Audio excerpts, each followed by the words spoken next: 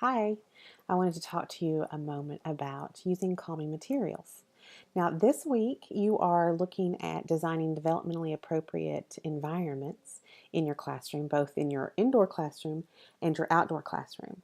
And so I wanted to um, kind of guide your thinking on how you can include specific calming materials. Now, we talked last week about bibliotherapy.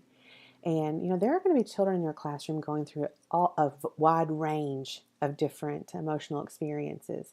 And so we want to provide for them in their space some private areas where they can go and be alone and they can calm down.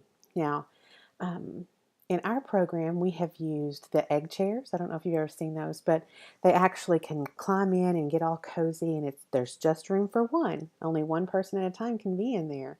And so that is one area or one material that we use to support that calming experience. We've also used large boxes and put a pillow in there, and that large box is just for one child, one friend at a time.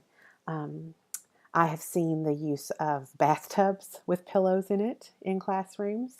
And again, we want to limit that to just one friend at a time.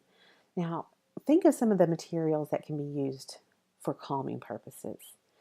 Water, the sound of water, the feel of water, pouring the water, squeezing the water out of sponges or whatever the case may be.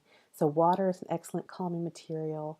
Anything that you can think of specifically in that sensory tub, in that sensory table, sand, rice. It may be, you want to make sure that you have finger painting available for them regularly. You may want to have individual opportunities for spray foam, the bath foam or the shaving cream type foam that's used in the classrooms. Also, books, just like the bibliotherapy we talked about in our previous module, using books.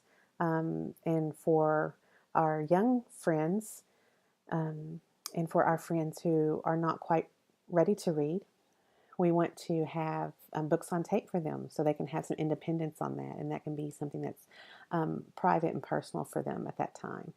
But consider the ways that you can incorporate different materials in your classroom to help calm children who need help calming themselves.